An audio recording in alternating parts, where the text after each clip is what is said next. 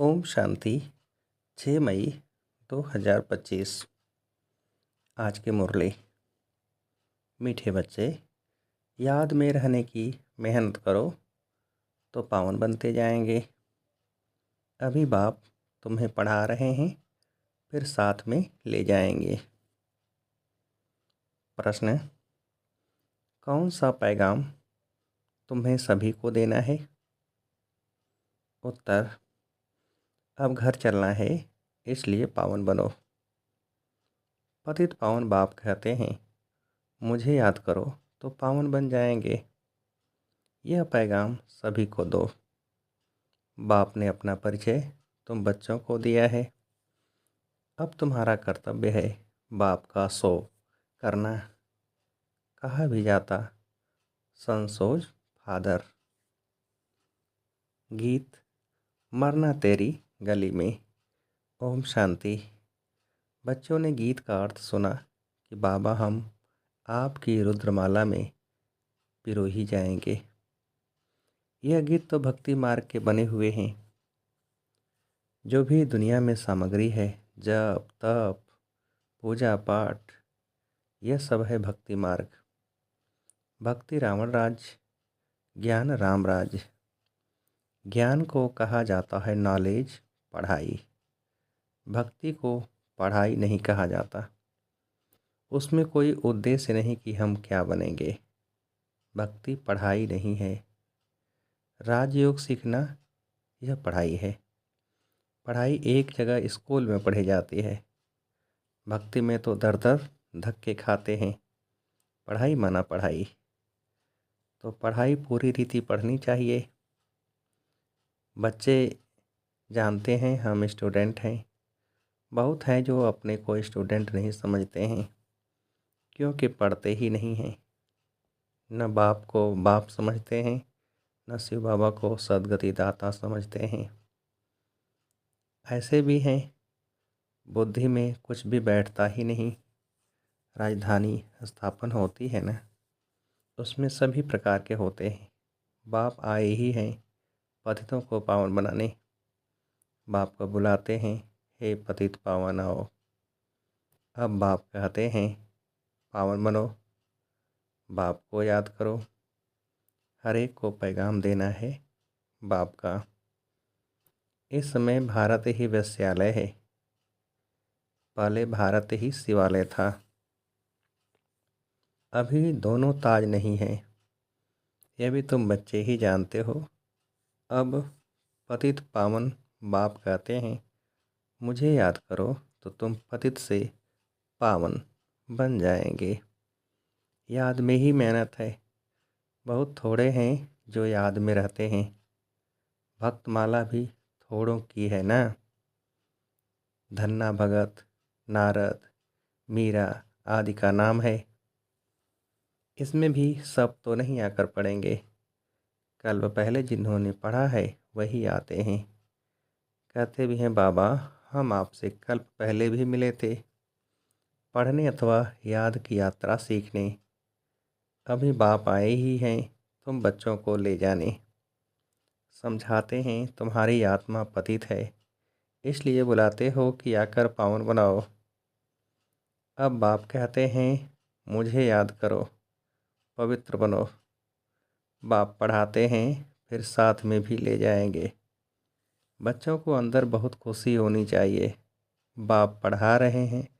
कृष्ण को बाप नहीं कहेंगे, कृष्ण को पतित पावन नहीं कहेंगे। यह किसको भी पता नहीं कि बाप किसको कहा जाता है और फिर वह ज्ञान कैसे देते हैं। यह तुम ही जानते हो। बाप अपना परिचय बच्चों को ही देते हैं।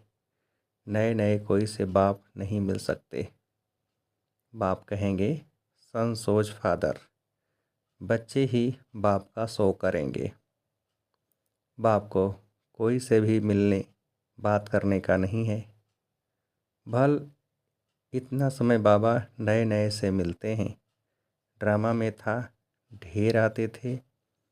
मिलिट्री वालों के लिए भी बाबा ने समझाया है, उनका उद्धार करना है। उनको भी धंधा तो करना ही है, नहीं तो दुश्मन वार कर लेंगे।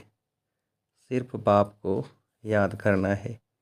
गीता में है, जो युद्ध के मैदान में शरीर छोड़ेंगे वह स्वर्ग में जाएंगे, परंतु ऐसे तो जा न सकें। स्वर्ग स्थापन करने वाला भी जब आए तब ही जाएंगे। स्वर्ग क्या चीज़ है यह भी कोई नहीं जानते। अभी तुम बच्चे 5 विकारों रूपी रावण से युद्ध करते हो। बाप कहते हैं, अशरीरी भव, अपने को आत्मा निश्चय कर मुझे याद करो, और कोई ऐसे कह न सके। सर्वशक्तिमान एक बाप के सिवाय कोई को कह नहीं सकते। ब्रह्मा विष्णु शंकर को श्री नहीं कह सकते। ऑल माइटी एक ही बाप है। वर्ल्ड ऑल माइटी अथॉरिटी, ज्ञान का सागर एक बाप को ही कहा जाता है। यह जो साधु संत आदि हैं वह हैं शास्त्रों की अथॉरिटी। भक्ति की भी अथॉरिटी नहीं कहेंगे, शास्त्रों की अथॉरिटी है। उन्हों का सारा मदार शास्त्रों पर है। समझते हैं भक्ति का फल भगवान को देना है। भक्ति कब शुरू हुई, कब पूरी होनी है यह पता नहीं है। भक्त समझते हैं भक्ति से भगवान राजी होगा। भगवान से मिलने की इच्छा रहती है, परंतु वह किसकी भक्ति से राजी होगा? जरूर उनकी ही भक्ति करेंगे तब तो राजी होगा ना। तुम शंकर की भक्ति करो तो बाप राजी कैसे होगा? क्या हनुमान की भक्ति करेंगे तो बाप राजी होगा? दीदार हो जाता है, बाकी मिलता कुछ नहीं है। बाप कहते हैं, मैं भल साक्षात्कार कराता हूँ, परंतु ऐसे नहीं कि मेरे साथ आकर मिलेंगे। नहीं, तुम मेरे साथ मिलते हो। भगत भक्ति करते हैं भगवान से मिलने के लिए। कहते हैं पता नहीं कि भगवान किस रूप में आकर मिले, इसलिए उसे कहा जाता है ब्लाइंड फेथ। अभी तुम बाप से मिले हो, जानते हो वह निराकार बाप जब शरीर धारण करे तभी अपना परिचय दे कि मैं तुम्हारा बाप हूँ। 5000 वर्ष पहले भी तुमको राम राज्य भाग्य दिया था, फिर तुमको 84 जन्म लेने पड़े। यह सृष्टि चक्र फिरता रहता है। द्वापर के बाद ही दूसरे धर्म आते हैं। अपना अपना धर्म आकर स्थापन करते हैं। इसमें कोई बड़ाई की बात नहीं है, बड़ाई किसकी भी नहीं है। ब्रह्मा की बड़ाई तब है जब बाप आकर प्रवेश करते हैं, नहीं तो यह धंधा करता था। इनको भी थोड़ा ही पता था कि मेरे में भगवान आएंगे। बाप ने प्रवेश कर समझाया है कि कैसे मैंने इनमें प्रवेश किया, कैसे इनको दिखाया, मेरा सो तुम्हारा, तुम्हारा सो मेरा, देख लो। तुम मेरे मददगार बनते हो, अपने तन मन धन से, तो उनकी एवज में तुमको यह मिलेगा। बाप कहते हैं, मैं साधारण तन में प्रवेश करता हूँ। जो अपने जन्मों को नहीं जानते, परंतु मैं कब आता हूँ, कैसे आता हूँ, यह किसको पता नहीं है। अभी तुम देखते हो साधारण तन में आए हैं, इन द्वारा हमको ज्ञान और योग सिखला रहे हैं। ज्ञान तो बहुत सहज है। नरक का फाटक बंद हो, स्वर्ग का फाटक कैसे खुलता है यह भी तुम जानते हो। द्वापर में रावण राज्य शुरू होता है, अर्थात नर्क का द्वार खुलता है। नई और पुरानी दुनिया को आधा आधा में रखा जाता है। तो अब बाप कहते हैं, मैं तुम बच्चों को पतित से पावन होने की युक्ति बताता हूँ। बाप को याद करो तो जन्म जन्मांतर के पाप नाश हो जाए। इस जन्म के पाप भी बताते हैं, बताने हैं। याद तो करते हैं ना, क्या पाप किए हैं, याद तो रहते हैं ना। क्या क्या दान पुण्य किया है, इसको अपने छोटेपन का पता है ना। श्री कृष्ण का ही नाम है सांवरा और गोरा, श्याम सुंदर। उनका अर्थ कभी कोई की बुद्धि में नहीं आएगा। नाम श्याम सुंदर है तो चित्र में काला बना दिया है। रघुनाथ के मंदिर में देखेंगे वहाँ भी काला। हनुमान का मंदिर देखो तो सबको काला बना देते हैं। यह है ही पति दुनिया। अभी तुम बच्चों को ऊना है, फिक्र है कि हम सांवरे से सुंदर बने। उसके लिए तुम बाप की याद में रहते हो। बाप कहते हैं यह अंतिम जन्म है, मुझे याद करो तो पाप भस्म होंगे। जानते हैं बाप आए हैं ले जाने, तो ज़रूर शरीर यहाँ छोड़ेंगे, शरीर सहित थोड़े ही ले जाएंगे। पतित आत्माएं भी जा न सकें, ज़रूर बाप पावन बनने की युक्ति बताएंगे। तो कहते हैं मुझे याद करो तो विक्रम विनाश हो। भक्ति मार्ग में है अंधश्रद्धा। शिव काशी कहते हैं, फिर कहते हैं शिव ने गंगा लाई, भागीरथ से गंगा निकली, अब पानी माथे से कैसे निकलेगा। भागीरथ कोई ऊपर पहाड़ पर बैठा है क्या, जिसकी जटाओं से गंगा आएगी।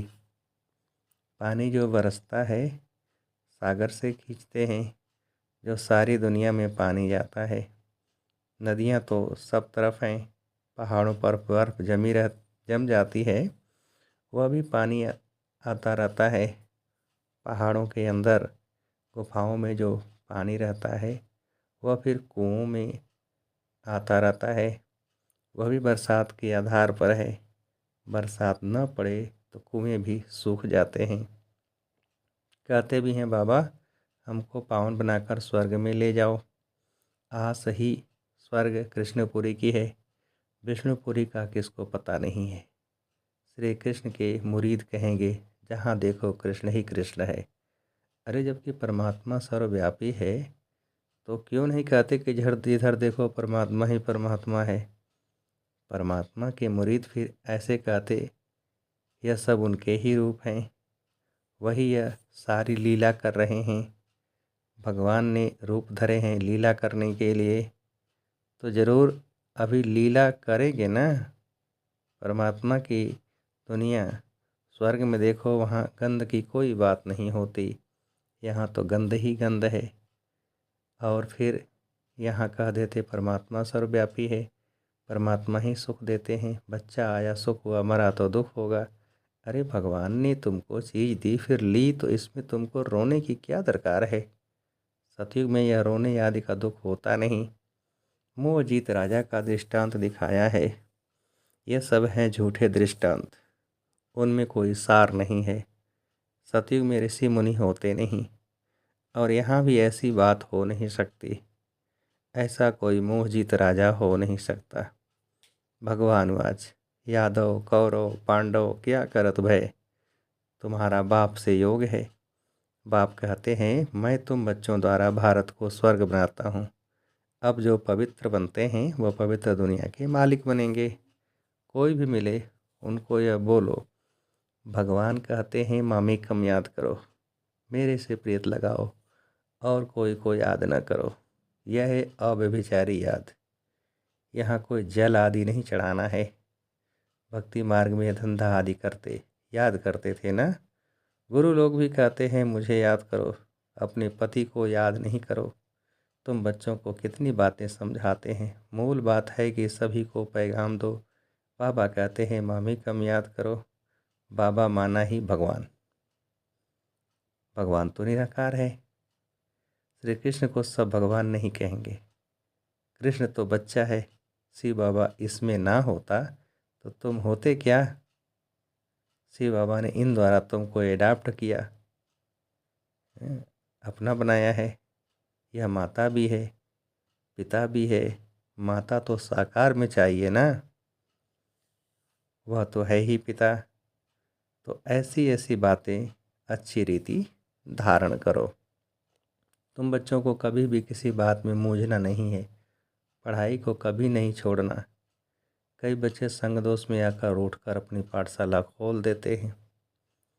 अगर आपस में लड़ झगड़ कर जाए अपनी पाठशाला खोली तो मूर्खपना है। रोटते हैं तो पाठशाला खोलने के लायक ही नहीं हैं। वह देह अभिमान तुम्हारा चलेगा ही नहीं, क्योंकि बुद्धि में तो दुश्मनी है, तो वह याद आएगी। कुछ भी किसको समझा नहीं सकेंगे। ऐसे भी होता है, जिसको ज्ञान देते हैं वह तीखे चले जाते हैं, खुद गिर पड़ते हैं, खुद भी समझते हैं मेरे से उनकी अवस्था अच्छी है। पढ़ने वाला राजा बन जाए और पढ़ाने वाला दास दासी बन जाते हैं, ऐसे भी हैं। पुरुषार्थ कर बाप के गले का हार बनना है। बाबा जीते जी मैं आपका बना हूँ, बाप की याद से ही बेड़ा पार होना है। अच्छा, मीठे मीठे सिकेल थे बच्चों प्रति माता पिता बाप दादा का याद प्यार और गुड मॉर्निंग। रूहानी बाप की रूहानी बच्चों को नमस्ते। हम रूहानी बच्चों की रूहानी बाप को नमस्ते। धारणा के लिए मुख्य सार। पहली पॉइंट, कभी किसी बात में मूंझना नहीं है। आपस में रूठ कर पढ़ाई नहीं छोड़नी है। दुश्मनी बनाना भी देह अभिमान है। संग दोष से अपनी बहुत बहुत संभाल करनी है। पावन बनना है, अपने चलन से बाप का सो करना है। दूसरी पॉइंट, प्रीत बुद्धि बन एक बाप की अव्यभिचारी याद में रहना है। तन मन धन से बाप के कार्य में मददगार बनना है। वरदान, न्यारे और प्यारे बनने का राज जानकर राजी रहने वाले राजयुक्त भव। विस्तार, जो बच्चे प्रवृत्ति में रहते न्यारे और प्यारे बनने का राज जानते हैं, वह सदा स्वयं भी स्वयं से राजी रहते हैं, प्रवृत्ति को भी राजी रखते हैं। साथ साथ सच्ची दिल होने के कारण साहेब भी सदैव उन पर राजी रहता है। ऐसे राजी रहने वाले राजयुक्त बच्चों को अपने प्रति व अन्य किसी के प्रति किसी को काजी बनाने की ज़रूरत नहीं रहती, क्योंकि वह अपना फैसला अपने आप कर लेते हैं। इसलिए उन्हें किसी को काजी, वकील या जज बनाने की ज़रूरत ही नहीं। स्लोगन, सेवा से जो दुआएं मिलती हैं वह दुआएं ही तंदुरुस्ती का आधार हैं। सेवा से जो दुआएं मिलती हैं वह दुआएं ही तंदुरुस्ती का आधार हैं। अव्यक्त इशारे, रूहानी रॉयल्टी और प्योरिटी की पर्सनैलिटी धारण करो। जैसे स्थूल शरीर में विशेष श्वास चलना आवश्यक है, श्वास नहीं तो जीवन नहीं। ऐसे ब्राह्मण जीवन का श्वास है पवित्रता। 21 जन्मों के प्रारब्ध का आधार पवित्रता है। आत्मा व परमात्मा के मिलन का आधार पवित्र बुद्धि है। संगम युगी प्राप्तियों का आधार और भविष्य में पूज्य पद पाने का आधार पवित्रता है। इसलिए पवित्रता की पर्सनैलिटी को वरदान रूप में धारण करो। अच्छा, ओम शांति।